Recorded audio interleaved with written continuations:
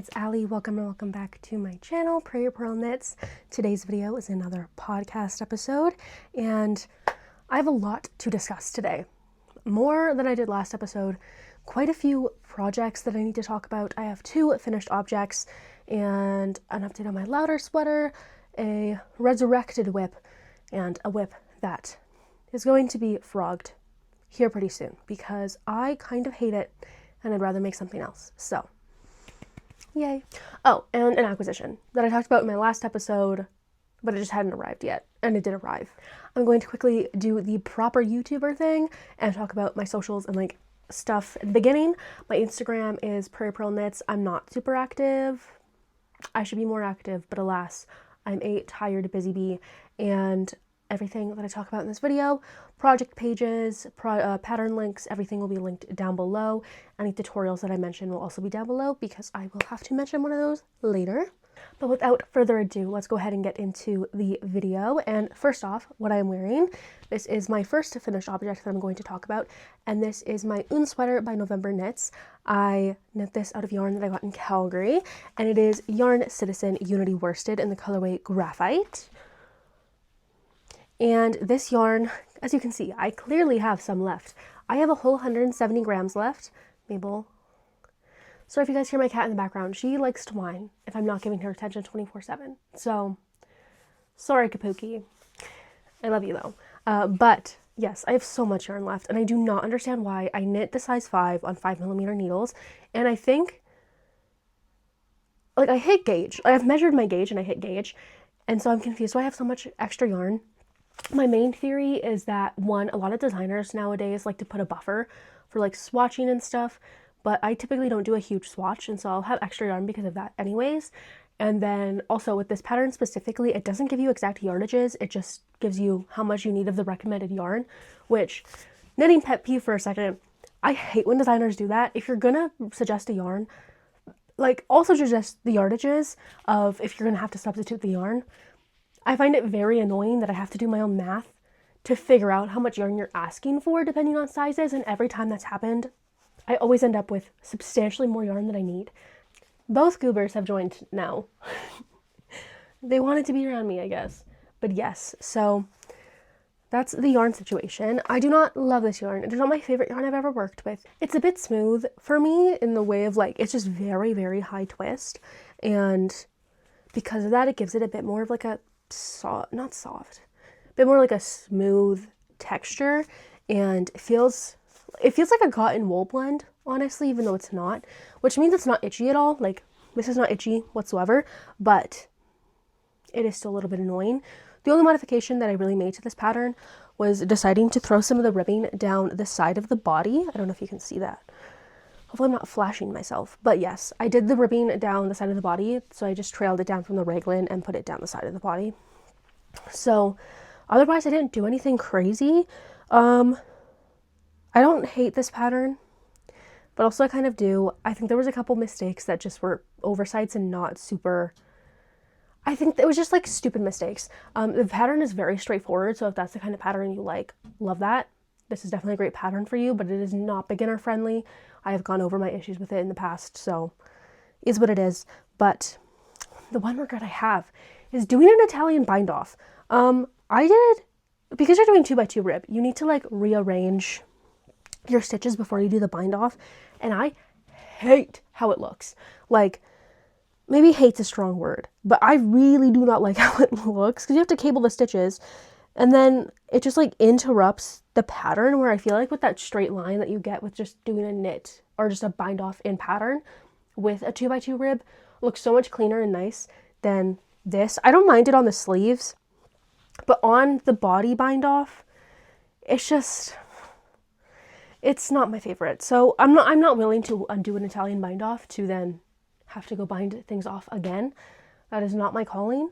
But it is something that I know for next time I have to bind off some sort of 2x2 rib, it is not worth it for me to have to do a whole round of cabling every other stitch and then doing an Italian bind off when I could just bind off in pattern.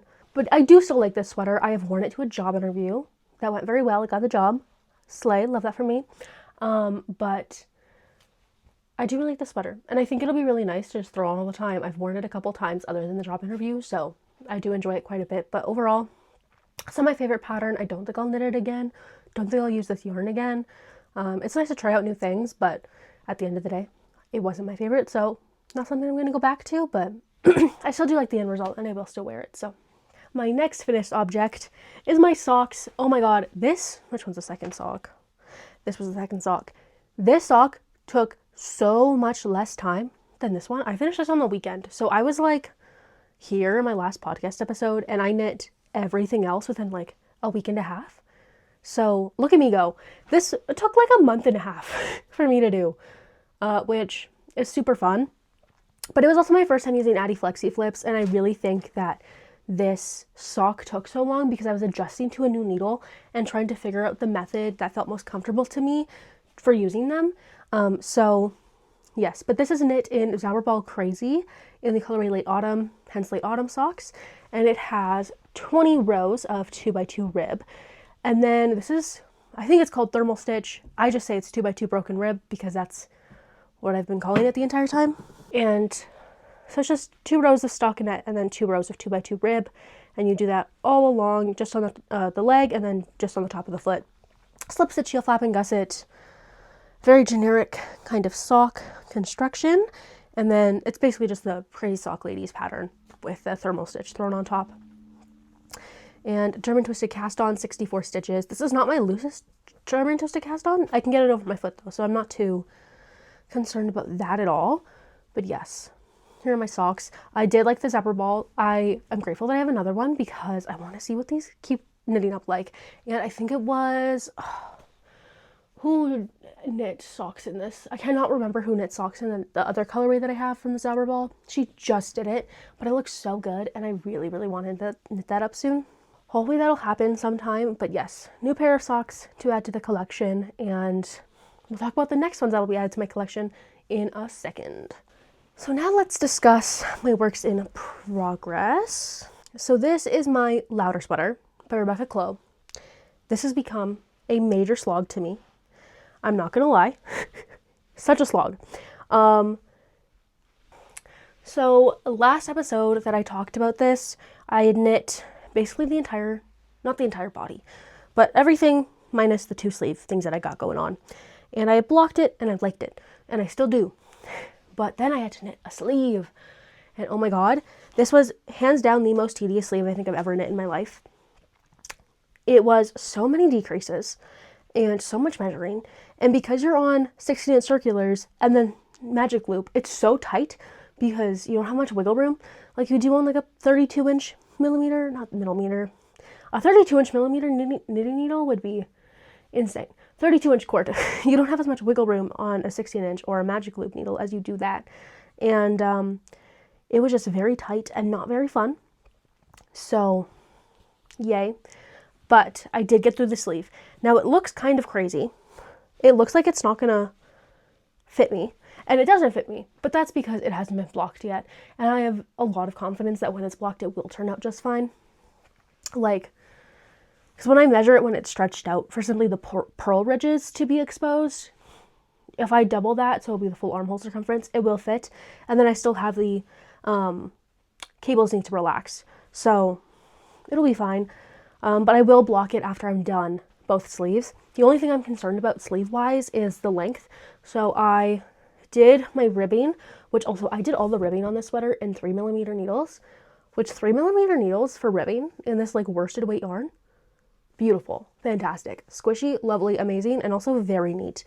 Like, love it. But I did not do my Italian bind off because it's 1x1 rib, so I'm going to do an Italian bind off. But I didn't do it. I just left some yarn to do it over here. So if I decide when I block it that the sleeves are a great length, I will go ahead and bind it off and I'll be fine. And then, yeah, so I'm just working on the second sleeve. When the second sleeve is done, again, I'm going to block it. If I like it, I'll do the bind offs. I'll probably sew down the collar and then I'll go ahead and finish the body, because once the body is bound off and finished, one more block and then it'll be nice and wearable. So I am so excited to have the sweater. Like, genuinely, it is so pretty. I love this green. This is, I should tell you the yarn, Focalana Peruvian in the colorway Time, or 221 is the color number, but it is Focalana Peruvian. And I'm pretty sure, yes, I'm knitting size 4 on 3.75 millimeter needles and then 3 millimeters for the webbing. But yes, I just love some of the cable details on this. Like the way that this cable just goes in waterfalls down the front just makes me so happy. Makes my heart sing. So yes, I really want this to be finished. But it is taking a lot of energy for me to be able to work on it, which is also probably why my socks got done so fast, the second sock, because I just didn't want to knit on this all the time. But hopefully, now that the end is in sight, I can get it done within a reasonable time frame. Perhaps. So now, for my resurrected whip, we have my louder socks. Whoa, hello! We have my Oiler socks. They are making progress. Oh my goodness, it's taken so long. Hockey is back. I've already been to a game, so that's fun. And not an Oilers game, an Oil Kings game, but they're the same thing, let's be real. They're not, but you know, it's fine. And so when I finished my last socks, I decided to go ahead and pick these up again. At the last point I had just, what was I doing? I had finished the heel on the orange and blue, but not the blue and orange. Clearly they're mismatched, so one has blue as a more dominant color, one has orange as a more dominant color. And so the heel that I used is the Deep Shadow Wrap heel, which was developed by Isolde Teague, which again is the tutorial that I mentioned earlier that will be linked down below. And I really like this heel, actually. It was interesting to knit. I don't think it was difficult, it was just new to me, but I do think it was pretty fun. The difference between this and a normal shadow wrap heel is, I'm pretty sure with a normal shadow wrap heel, you don't have to knit any sort of gusset. With this, you do have to knit a gusset because it provides more fabric for a higher instep. So I ended up with, I think, 20 extra stitches, and so I'm decreasing every 3 rounds. So every 3rd round to get back to my normal stitch count. And yeah, I've been working on these a little bit at a time, and I'm quite enjoying it again. Obviously this is 2 at, this is 2 at a time at Magic Loop, on Magic Loop, and yeah, it's going pretty fast. Hockey is, again, back. Oilers season starts in like a week, I think. So I want these done before I go to a Oilers game sometime, hopefully this year. And I think they will be done. My boyfriend has now asked for his own pair of these because he does really like them and he wants a pair for himself, which is understandable. So, also for the stripe sequence, I had thought initially that I was going to keep this stripe sequence going throughout the entire sock. That's not happening. I am doing the 3 stripes on the leg, and then I think before the toe, I don't know how many stripes I'm going to do exactly, but I think I'm going to do at least 1, maybe 3.